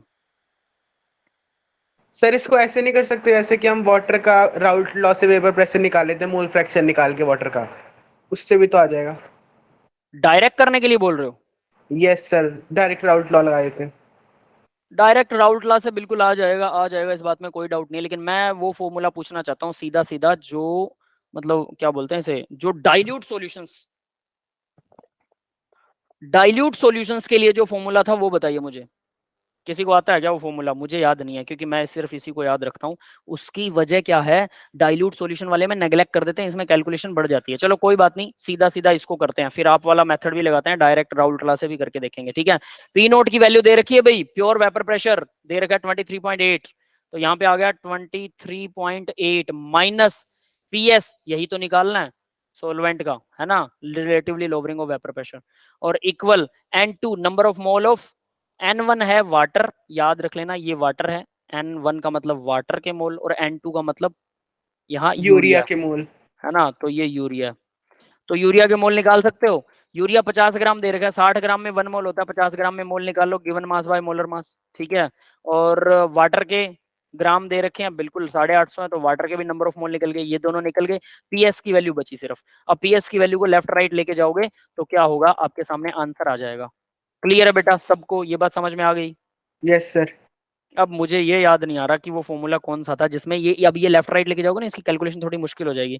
और उसके अंदर क्या था, पी नोट पहले आता है या पीएस आता है, PS minus P note divided by P note, ऐसा होता है शायद, वो उसमें नेग्लेक्ट कर देते हैं वैल्यू, तो पी नोट की वैल्यू दोनों में आ जाएगी, माइनस आ जाएगा, डिवाइड हो जाएगा सीधा सीधा, और number of mole of urea और number of mole of water, तो ये दोनों गिवन है ना, N2 डिवाइड बाय N1, तो देखो ये दोनों तो गिवन है, ये तो सीधा भर देंगे, ये माइनस भी हो जाएगा, डिवाइड भी हो जाएगा यहीं पे, बट इसमें क्या है, ये देखो ये और ये, इसको पहले उधर लेके जाओ पीएस को, इसमें ये इधर जाएगा मल्टीप्लाई में, फिर ये पीएस माइनस में है तो ये इधर जाएगा, ये प्लस में होएगा, समझ रहे हो बात? यस, क्लियर हो रही है ये बात? सर पी नॉट पहले आएगा शायद। पी नोट पहले आएगा, पी नोट यस सर, क्योंकि माइनस पी नॉट बड़ा होता है पी तो नेगेटिव हो जाएगा। डिवाइडेड बाय पीएस होता है। डिवाइडेड बाय पीएस, फिर फॉर्मूला तो ये बनेगा, पीएस ही डिवाइड में आने वाला, या पी नोट आएगा डिवाइड में? डिवाइड में पी नोट आएगा। पी नॉट आएगा सर हाँ, डिवाइड में। पी नोट ही आएगा, ठीक है ठीक है ठीक है, पी नोट ही आएगा, पी नोट की वैल्यू पता है, ठीक है, ये होना चाहिए, ठीक है भाई, ये होगा फिर फॉर्मूला, ठीक है। आप लोगों ने फॉर्मूले याद नहीं करे मतलब, है ना, मैं जनरली ऊपर वाला फॉर्मूला ही याद रखता हूँ, सीधी सी बात है ये वाला, वजह क्योंकि ये सब पर अप्लाई हो जाता है, ये वाला फॉर्मूला सब पर अप्लाई होता है, इसमें नेग्लेक्ट करने की जरूरत नहीं पड़ती है, बट इसमें कैलकुलेशन बढ़ जाती है, अगर क्या हो, सोल्यूट डाइल्यूट हो तो बड़ी कैलकुलेशन करने का क्या फायदा, बट यहाँ पर देखो ना 50 ग्राम है 850 में, तो ये डाइल्यूट नहीं है सोल्यूट, और सोल्यूशन डाइल्यूट नहीं बनेगा, तो फॉर्मूला तो यही लगेगा, ये समझ में आ रहा है ना बेटा, ये नहीं लगेगा Yes. यहाँ पे फॉर्मूला, ओनली फॉर डाइल्यूट,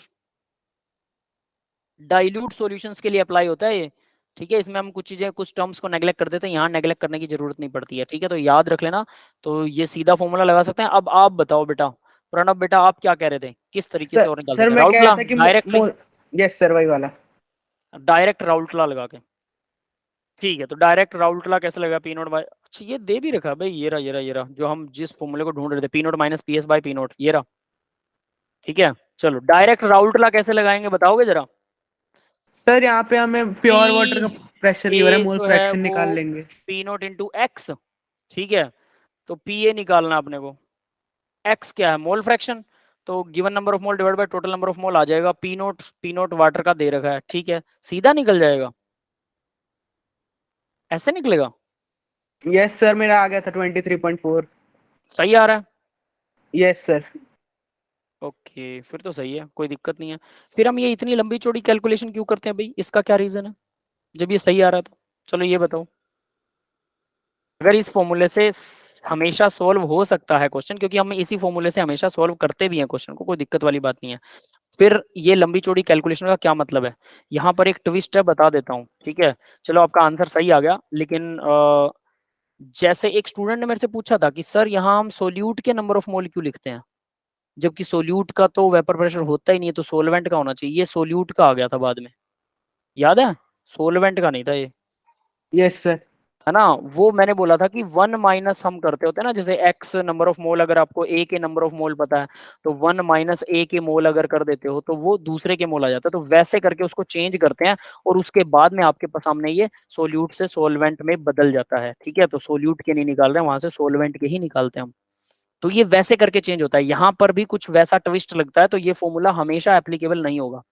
तो इसको ना मोर क्वेश्चन सॉल्व करके देखना, और उसके बाद आपको एक क्वेश्चन ऐसा जरूर मिलेगा जिसके अंदर ये एप्लीकेबल नहीं होगा, और तब उस क्वेश्चन को ध्यान से जरूर करना। वो मेरे को बताना कौन सा क्वेश्चन है, ठीक है। फिर हम उसके ऊपर डिस्कशन करेंगे, मैं सबको बताऊंगा कि भाई ये इस वजह से ऐसा होता है।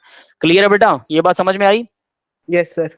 ठीक है। तो ये बेशक सिंपल फॉर्मूले से सॉल्व हो रहा है, but it's not worthy always, ये हमेशा ऐसा काम नहीं करता। तो lowering of vapour pressure PS, ये आ गया 23.4। Calculation of relatively lowering of vapour pressure, ये देखो यहाँ पर भी relatively lowering of vapour pressure को तो ऐसे निकाल रखा है इसने। आपने 24 निकाला, उसके बाद क्या निकाला? उसके उसके बाद ये सर, यस सर, यही निकाला था। यही निकाला था, ठीक है। चलो अगला क्वेश्चन देखते हैं, ठीक है। टाइम देखो एक बार मैं, ठीक है, अभी 8 बजने 20 मिनट पड़े हैं।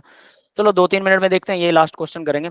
Boiling point of the water 750 mm mercury is boiling point 99.63 degree Celsius है। पानी का बॉइलिंग पॉइंट थोड़ा सा 100 से कम दे रखा है इसने, 750 mm पर। अब याद है ये चीज, 750 mm का मतलब 760 mm मर्करी अगर होता है तो बॉइलिंग पॉइंट 100 डिग्री सेल्सियस होता है वाटर का। वेपर प्रेशर घटा दिया, घट गया एक्सटर्नल प्रेशर, सॉरी, ठीक है। तो एक्सटर्नल प्रेशर 760 mm है, boiling point of water 760 mm is at 750 mm of mercury is. तो यानी कि इसने एक्सटर्नल प्रेशर को घटा दिया, इसलिए बॉइलिंग पॉइंट भी घट गया, 99.63 हो गया।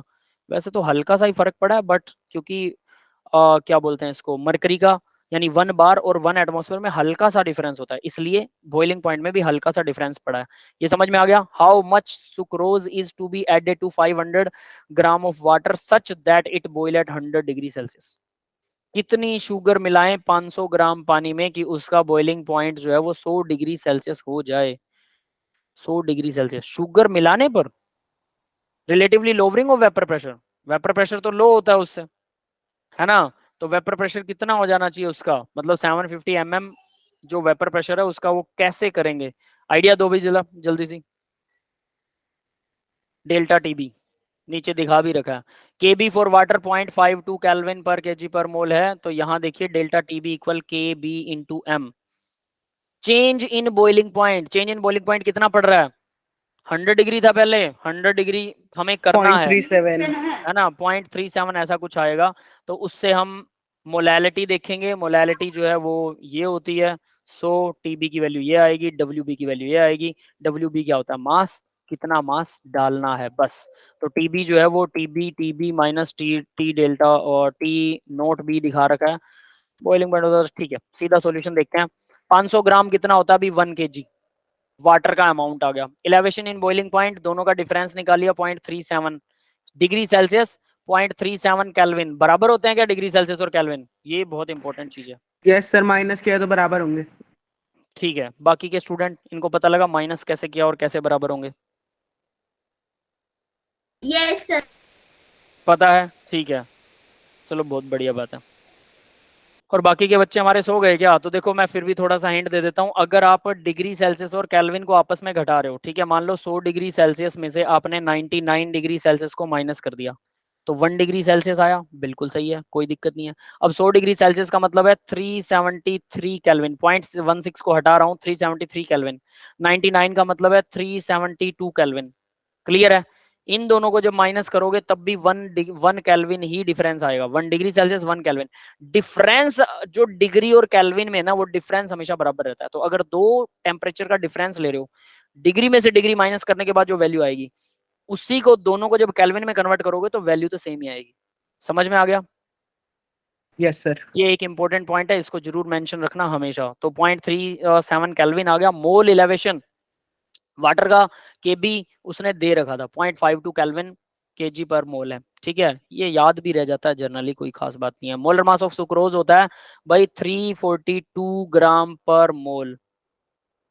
सुक्रोज क्या होती है? चीनी होती है जो आप लोग घरों में यूज करते हैं, वो है ये चीनी। इसका मोलर मास का फॉर्मूला पढ़ सकते हैं। फॉर्मूला याद करने का तरीका, C6H12O6 को 2 बार जोड़ दो और फिर उसमें से वाटर को माइनस कर दो। ग्लूकोज के फॉर्मूले को 2 बार जोड़ के वाटर का फॉर्मूला माइनस कर दो, सुक्रोज का फॉर्मूला आ जाएगा। याद रखने का तरीका ये है, ठीक है। इसका मोलर मास भी पता है, तो WB क्या होता है भाई? TB वाले फॉर्मूले से WB निकाल रखा है, कैसे निकलेगा? डेल्टा TB इक्वल क्या होता है, क्योंकि शुगर डाल रखी है, शुगर टूटती नहीं है, तो आई की वैल्यू इंक्लूड करने की जरूरत नहीं है, ठीक है। तो क्या आएगा सीधा? KB KB/m। मल्टीप्लाई में M, ठीक है। तो अब M से हम निकालेंगे इसका मास, कितना निकलेगा? KB उसने 0.52 दे रखा है वाटर के लिए, और M से इसका नंबर ऑफ मोल्स आएंगे, number of moles divide by solvent in KG, ठीक है। तो वाटर आएगा, वाटर केजी के अंदर, ठीक है। तो पानी कितना दे रखा है? 500 ग्राम, तो यानी कि 0.5 केजी, ये तो आ गया वाटर। नंबर ऑफ मोल्स कैसे निकलेंगे अब डेल्टा TB चेंज हमें पता है 0.37 है, 0.37 केल्विन में ही होना चाहिए, ये याद रख लेना। वैसे डिग्री में भी हो तब भी आप डायरेक्ट लिख दो, वो सही आएगा अपने आप। नंबर ऑफ मोल क्या होते हैं? गिवन मास, ठीक है, डिवाइडेड बाय मोलर मास, यही तो मोलर निकालना है, मास। यही तो निकालना है गिवन मास, ठीक है। डिवाइड बाय मोलर मास 372 है, मल्टीप्लाई में आएगा 0.5 केजी, दैट्स इट। सर 342 है मोलर मास। 3 हाँ 42 है, सॉरी सॉरी सॉरी, ठीक है 72 लिख दिया मैंने, तो ये आएगा 342 और ये टोटल आपके पास में गिवन मास की सीधी सीधी वो आ गई, क्या बोलते हैं इसको, कैलकुलेशन। क्लियर है भाई सभी को? Yes sir, clear. ठीक है, मेल्टिंग पॉइंट इतना है KF। देखो नेक्स्ट सम वैसा ही है, कैलकुलेट द मास होता है एस्कोर्बिक एसिड। अब एस्कोर्बिक एसिड क्या होता है नहीं पता, कोई चक्कर वाली बात नहीं है। विटामिन C को बोलते हैं एस्कोर्बिक एसिड और उसका फॉर्मूला C6H8O6 होता है, ठीक है। यहां से अब आपको क्लियर हो जाएगा, कुछ चीजें तो क्वेश्चन पढ़ने के बाद समझ में आती है। To be dissolved 75 gram of acetic acid है, ठीक है। एसिटिक एसिड लिक्विड होता है, ये आपको पता होगा। एसिटिक एसिड नहीं, सॉलिड ही होता है वो भी, है ना। Ascorbic acid, calculate the mass of acid lowering in its melting point. नहीं, एसिटिक एसिड शायद वो ग्लेशियल वाला नहीं है, दूसरा है, लिक्विड है ये फिर, ठीक है। और इस लोवरिंग मेल्टिंग पॉइंट जो है 1.5, यानी इसने खुद दे रखा है डेल्टा TB की वैल्यू दे रखी है, तो डेल्टा TB वही same to same formula, TF equal क्या आ जाएगा फिर W भी वहां से सेम वही क्वेश्चन है, बस TB की जगह TF दे रखा है, बाकी सब कुछ सेम है। क्लियर है भाई? WB कितना मास निकाल लेंगे, कितना मास छोड़ेंगे वो आ जाएगा। 11th क्वेश्चन समझ में आ गया? Yes sir. कर सकते हो ना? ठीक है, तो अब देखिए हमने लगभग 1 घंटे में, सवा घंटे में लगभग 11 क्वेश्चन कर लिए। आप लोगों को जब आप खुद, क्योंकि मेरे को यहाँ बोलना पड़ता है, समझाना पड़ता है, अगर आप खुद अपना नोटबुक पेन से करेंगे आपको उससे कम टाइम लगेगा, ठीक है। एक बार समझ में आने के बाद बहुत कम टाइम लगता है, फटाफट फटाफट करने, बट करने हैं। आपको आ रहा है इससे कोई फर्क नहीं पड़ता है, लेकिन आप वो हाथों से लिखकर जरूर करना। अगर नहीं करोगे तो फिर गए, फिर वो कहता है ना गई भैंस पानी में, फिर वो आएगा भी नहीं, कभी नहीं आएगा।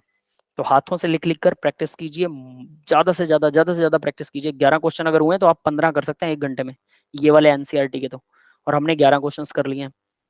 सिर्फ 11 ही हुए या कुछ और भी था भाई? उससे पहले कौन से क्वेश्चन थे वो देखें? इन टेक्स्ट ही थे सर। ये सारे इन टेक्स्ट ही चल रहे हैं? Yes sir. ठीक है, सभी इन टेक्स्ट है। 11 क्वेश्चन इन टेक्स्ट क्वेश्चन है क्या इसमें? 11 से ज्यादा है मतलब? 12 हैं। 12 है, ठीक है। चलो ठीक है, फिर इन टेक्स्ट क्वेश्चन सारे हो चुके हैं। आपका इन टेक्स्ट क्वेश्चन में कोई डाउट था क्या बेटा? यस सर, लास्ट वाला 10th वाला। 10th वाले में डाउट था? सर उसमें ना KB दिया था और ना मोलर मास दिया था सुक्रोज का। सुक्रोज का 11th वाले की बात कर रहे हो? नहीं नहीं नहीं ठीक है, सर, 10th इसमें वाला। ठीक है ठीक है। अच्छा, मोलर मास और KB नहीं दे रखा था, KB वाटर का, कोई बात नहीं, वो तो अब आपको समझ में आ गया। सॉल्यूशन देख के भी कई बार समझ में आ जाता है कि ये चीज गिवन होनी चाहिए थी, वो नहीं दी है, वो खास बात नहीं है। लास्ट क्वेश्चन कर लेते हैं। Calculate the osmotic pressure of the pascal in exerted by the solution prepared by the 1 gram of the polymer of the mass. Polymer का मास दे रखा है इतना इतना इतना इतना, तो पॉलीमर का मास आपको पता है, मोलर मास ऑफ पॉलीमर ये सीधा गिवन है। पॉलीमर 1 ग्राम है, 1 ग्राम पॉलीमर डाला, मोलर मास इतना है, तो नंबर ऑफ मोल्स आप यहाँ से निकाल सकते हो। वॉल्यूम ऑफ सॉल्यूशन ये लीटर में कन्वर्ट कर लिया, उसने वॉल्यूम ऑफ सॉल्यूशन भी दिया था 450 ml, 37 डिग्री सेल्सियस का कोई मतलब नहीं है। पाई इक्वल CRT, यहाँ से W की वैल्यू निकालेंगे, पाई W mole given mass divide by molar मास, ये रहे दोनों। R की वैल्यू पता होती है, टेम्परेचर उसने दे रखा है 37 डिग्री सेल्सियस, वॉल्यूम दिया हुआ है भाई, हाँ यस सर 450 450 है ml। ना, ये लीटर सब कुछ दे रखा है, तो पाई यानी कि ऑस्मोटिक प्रेशर की वैल्यू आ जाएगी। सिंपल क्वेश्चन है, कुछ भी नहीं है इसके अंदर, दैट्स इट। तो यानी आपके वो सारे के सारे हो चुके हैं। अब एक्सरसाइज के क्वेश्चंस हैं। Define the term solution, how many types of the solution are formed, write briefly about each type of solution. Solution homogeneous होता है, हेटेरोजेनस होता है, ये सारा थ्योरेटिकल क्वेश्चन है। और ये सारी टेबल किस तरह के सॉल्यूशंस होते हैं, गैसेस सॉल्यूशन, लिक्विड सॉल्यूशन और सॉलिड सॉल्यूशंस, ये सब 9 तरह के सॉल्यूशंस बन सकते हैं। ये भी आसान है। Give the example of the solution which solute A gas, जिसमें सोल्यूट गैस हो, ऊपर वाले से आएगा। Define the terms mole fraction, molarity, molality, mass percent, ये भी आपका समझ लो हो चुका है। समझ में आ रहा है बेटा? ये तो सारे Yes, sir. थ्योरेटिकल हैं, तो आसानी से हो सकते हैं। तो क्वेश्चन नंबर 4 पे, concentrated nitric acid used to laboratory work 68% by aqueous, so what should be the molarity of the such sample if density, देखिए मोलैरिटी निकालनी है। ये वाला अभी मैंने क्वेश्चन करवाया था, मास परसेंट दे रखा 68/100 आएगा, मास परसेंट 68 ग्राम, 100 ग्राम टोटल वाटर है, तो ये कितना हो जाएगा 70 30 32 ग्राम क्या हो जाएगा पानी, 68 ग्राम वाटर और HNO3 हो गया। दोनों का आपको डेंसिटी गिवन है, मोल पर केजी ऑफ सॉल्वेंट, बस यही निकालना है, या मोलैरिटी निकालनी है। और जो मोलैरिटी निकाले, मोर पर लीटर वाटर के डेंसिटी से लीटर निकल आएगा। तो ये सब भी हम अभी कर चुके हैं, लेकिन आपको दोबारा से प्रैक्टिस करना है। तो सोचो, अभी तो हम 12 4 16 क्वेश्चन कर चुके हैं एक हिसाब से, है ना? आगे बढ़े क्या? रहने दो, इतना बहुत है, वरना ओवर हो जाएगा ना। ठीक है, तो ये समझ में आ गया बेटा यहाँ तक? Yes Yes, sir. I think question number 4 तक हम बड़े आसानी से, आप लोग 1.5 घंटे में तो बड़े आसानी से इनको कर सकते हैं। और मैं सिर्फ 1.5 घंटा ही हर रोज मांगता हूँ।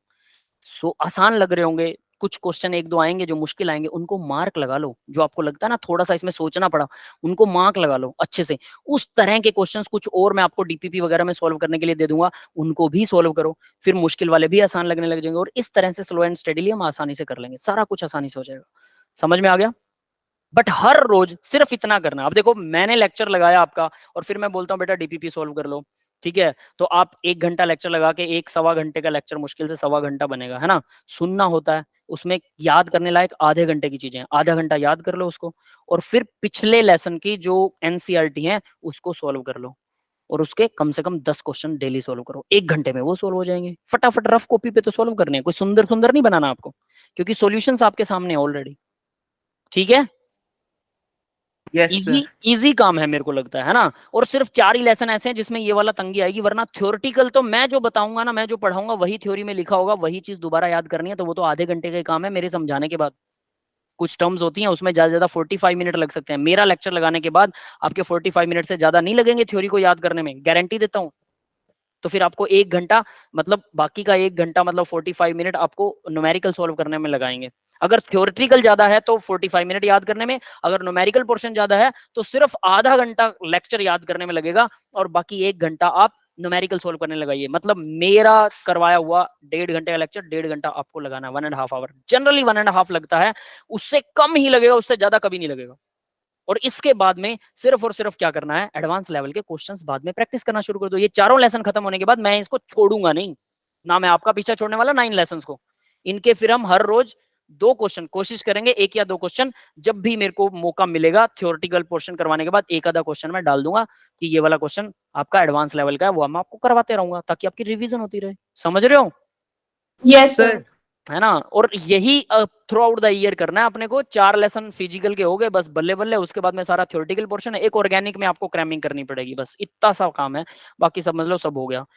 ठीक है? अभी कोई डाउट है तो डाउट पूछ सकते हैं आप लोग, मैं रिकॉर्डिंग। सर हाँ बेटा बोलो। सर एक एग्जांपल था, सॉल्ट एग्जांपल, उसमें हमें व्हेन